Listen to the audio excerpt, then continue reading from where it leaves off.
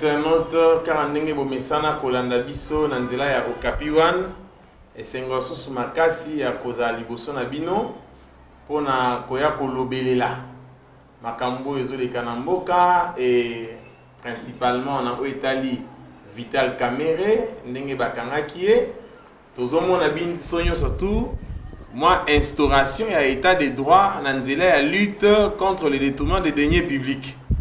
Et tout le monde déjà que M. Vital Kamerhe wazaki dire kabi ya mokonzi ye wana lelo aza na bureau na ye sous ndenge ezalaki makomi na bureau ya prison na pavillon na ye wana waza ye moko semble-t-il. Et donc to sepela kolobena autour na ye. Et par l'occasion ndenge to mesana koyamba maître Dani ole koyanana to zisungolo ya koyamba ye ayebisa biso na mwa mukie oyo azomona par rapport ya arrestation ya Vital Kamerhe baboyele liberté provisoire tant baboyele ngwa kesus na appel baboyele ngo kaka. Et puis semble-t-il, même pas semble-t-il mais juridiquement c'est ça, ba fait oyo Kamerhe aza reproché nango ils ont relevé matériellement, c'est-à-dire du point de vue à peine et à sanction, ils ont relevé la compétence et à tribunal de grande instance. Or, tribunal de grande instance, wana ko sambisa kaye, yango mo peka wana muteuti ko boyela liberté provisoire et lobby ke ba moni ben 10 sérieux de culpabilité. Yango tozo mituna.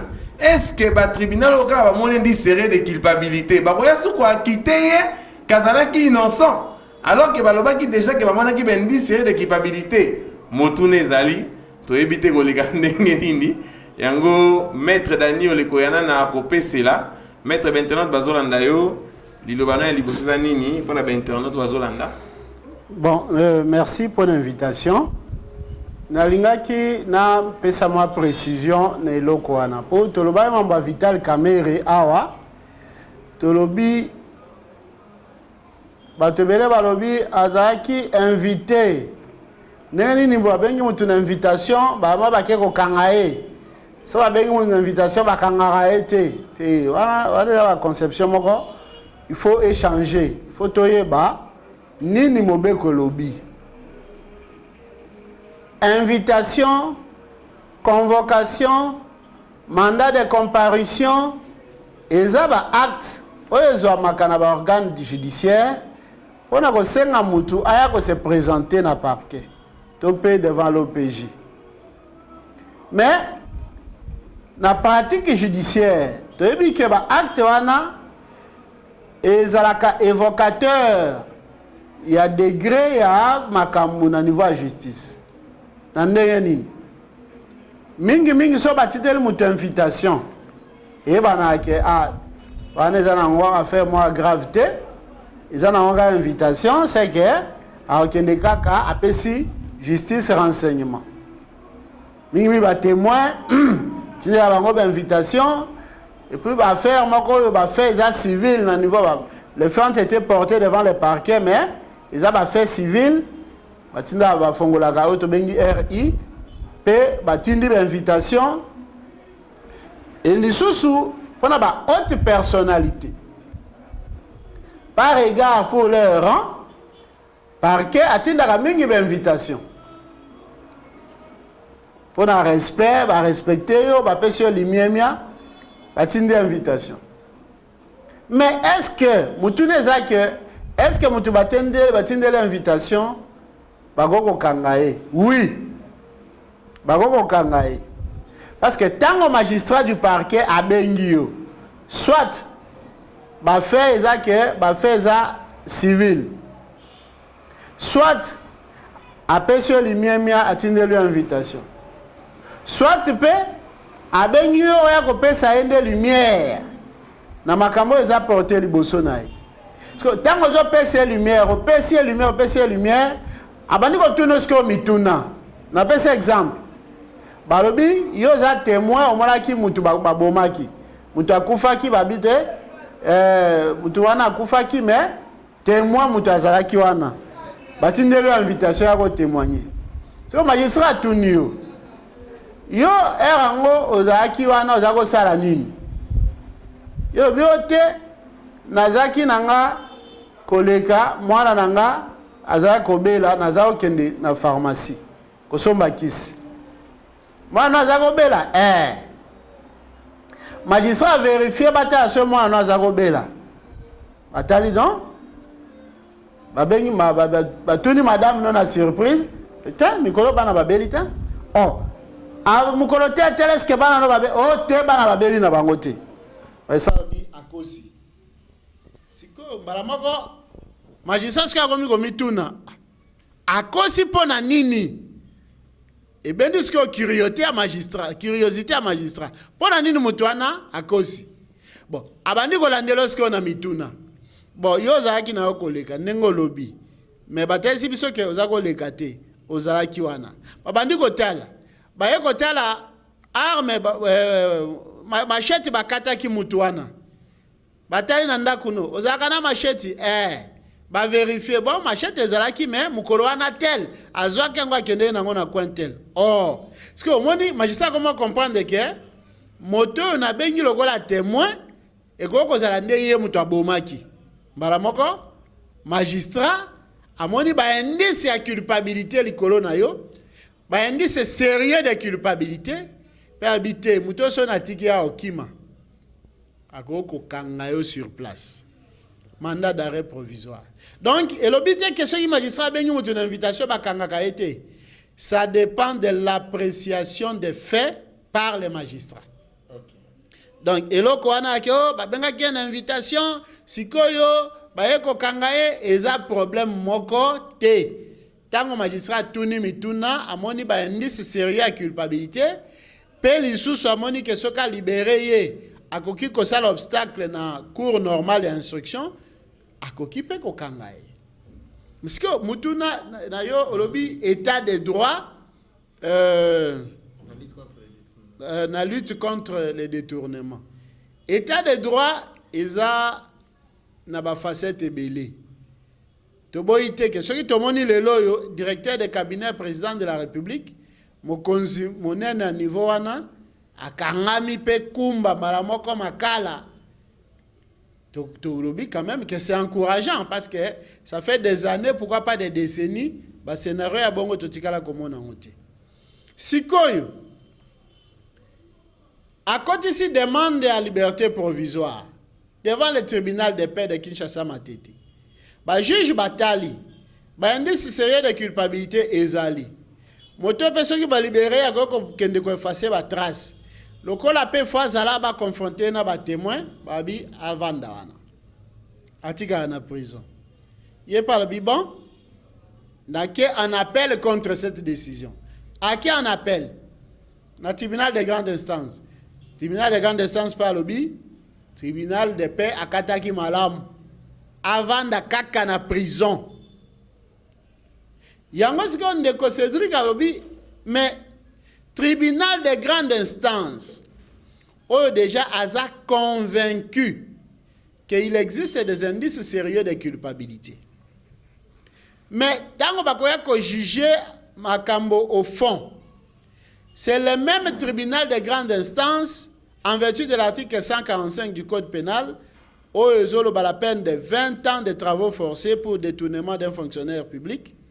C'est le même tribunal de grande instance né à cause de la compétence pour juger Vital Kamerhe. Yango zolo baboy. Donc le tribunal ango déjà. Assez amoni qu'il y a des indices sérieux de culpabilité. À boye lié liberté provisoire. Si ko yenda ko yako sambisa ye au fond, est-ce que ko yako changer position pour na ko yako lo bakiaza innocent? Ne place wana ngina mema moi ba précision. Précision ya liboso. Tribunal tango aza saisi on appelle contre l'ordonnance rendue par le tribunal de paix. Justement, ce n'est pas seulement, il n'a pas statué seulement sur l'existence des indices sérieux de culpabilité, mais aussi sur la possibilité d'obstruction à la justice.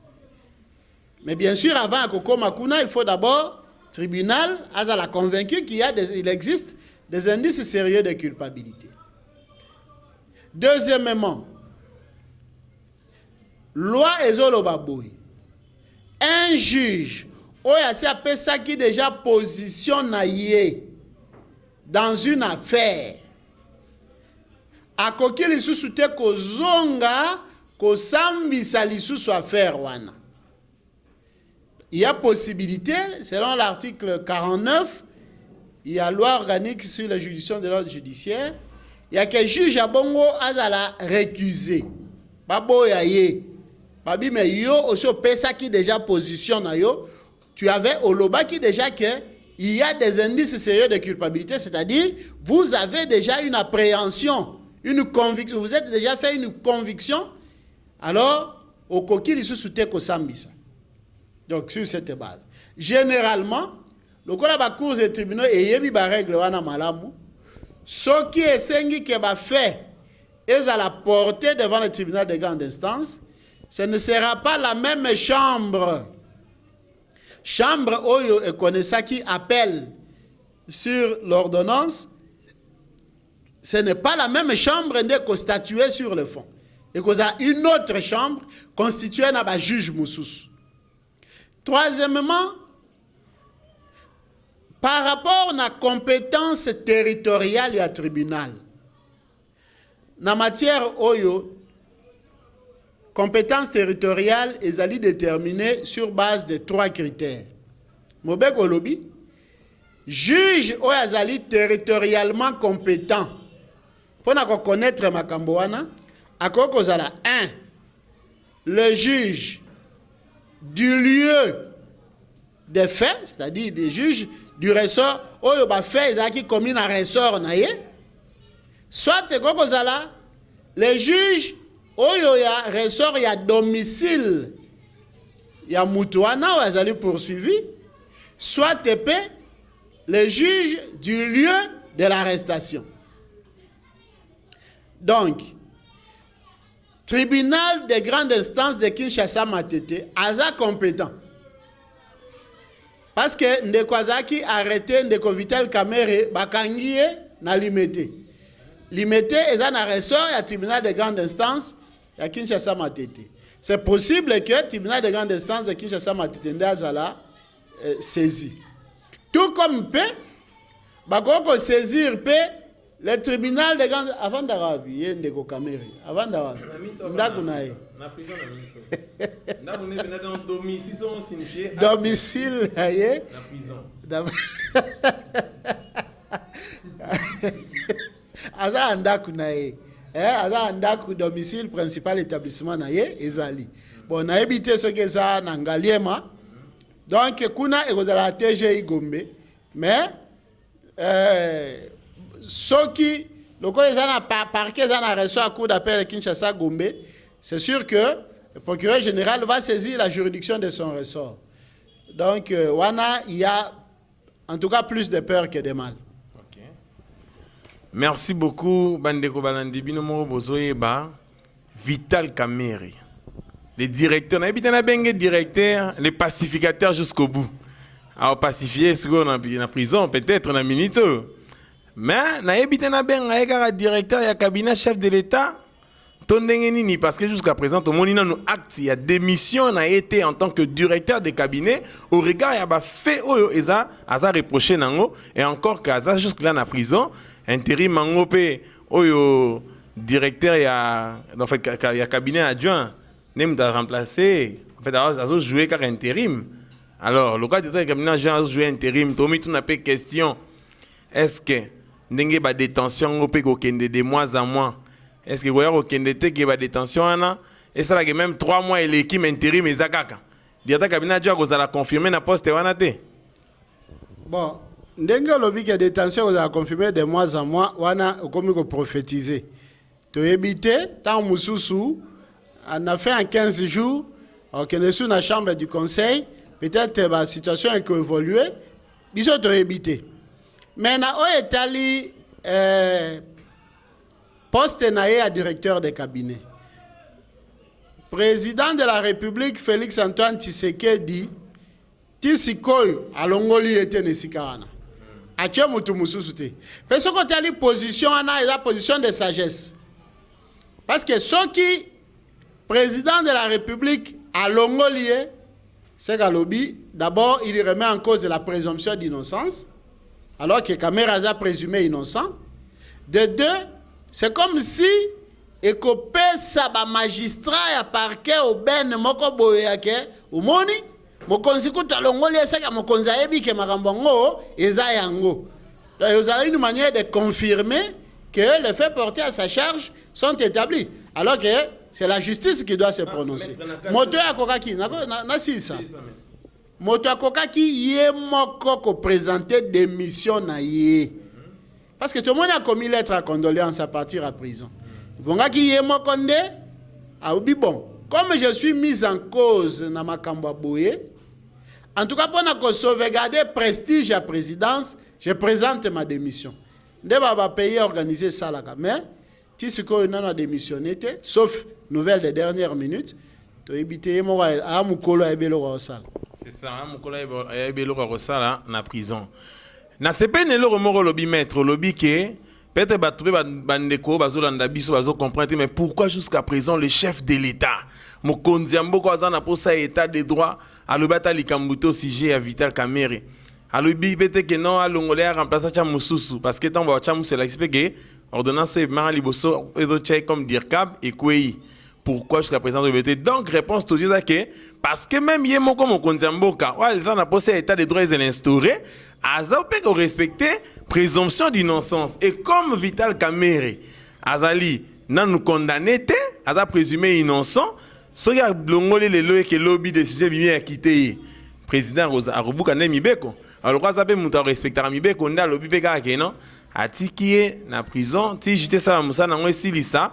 Kolongolais cause à la conséquence il y a condamnation pénale peut-être des abongo mais tout le monde y peut ne Vital Kamerhe cité qui Bitakwira wazala qui ministre du développement rural alors bi kiye ba pesa ka mbongo il y a atonga 300 maisons dans 5 provinces mais le rumeur était tongama et Bitakwira on pas yakinde lobby vendredi liboso ya procureur général de la République procureur général il y a cour d'appel. Tant a commis, ba poser pe ba question, Bitakwira répondre à lobby. Tant bango ba kotaki, ba régime ya président Tshisekedi de kotaki. Le 25 janvier 2019, Vital Kamerhe directeur ya cabinet à Mokonzi azora communiqué a gela ba mouvement du personnel, a gela pe ba dépenses publiques, c'est-à-dire qu'il y avait pas d'engagement. Engagement pour pas qu'il y ait liquidant on a budget ba ordonnance on a ministère ya finance et puis ça la paye na BCC ba ça la kangote alors dans lobby que tangu ba signa ka contrat wana entre société wana Solimo na y en tant que ministre il a développement rural ba signer contrat ba ndao la paye communiquer quoi on a mis ça signé par Vital Kamerhe tant communiquer quoi et petit palpitation moyen bon mais ça qui sous-souté Vital Kamerhe yo singa kutu que non contrat wana à 300 maisons et commandé à 900 maisons mais ba signango na présidence à Vital Kamerhe kunana na société wana Solimo pour 900 maisons et à lobby pesos que monter un bongo et ça qui sous 26 millions pour 300 maisons et commandé 57 millions 450 000 dollars. Nderbi que non, quand on a fait beaucoup de Vital Kamerhe parce que gouvernement Tibala et Tikala ko engagé mbongote tangaka bango bakotaki. Donc bandeko balandi maître Dani Oleko, osozan le basuka. Bon, waneza ba déclaration on a évité l'instruction est secrète. Ce qui procureur général ou bien yemoko Bitakwira nde a ebisi batuke na utiolo ba boye ou bien ebimeli wapi to ebinante mais to ebi que dossier en boko à justice la justice va élucider et établir les responsabilités. Merci beaucoup maître Binomo bozo sentir bande konanga balandi internautes mboke bongi état de droit à l'instaurer na ministre bato bazo banga na ndenge ya masekité DG ya Ojefrem alobio mandat d'amener wana ezaki nango lokuta ya liboso astuka boye deuxième mandat d'amener ko ele na mesa andoki manke na ministre na ambassade à Tanzanie toyo kaka keo babwa ki pesu dossier parce que ba dossier concerné ba détournement mais yeso ayebi ke masolo ezalaki nango ya faute ezalaki bena ba vrai et kaba ba preuve na mais akomi ko kima pona nini c'est que Kobanga déjà wana ezo loba ebele. Donc to remercier bino mingi na ndenge bolandi biso e bandeli kino suka. Alors tokotika pe bino te bozala toujours informé mais nulle part ailleurs car à nos Okapi One. Merci beaucoup.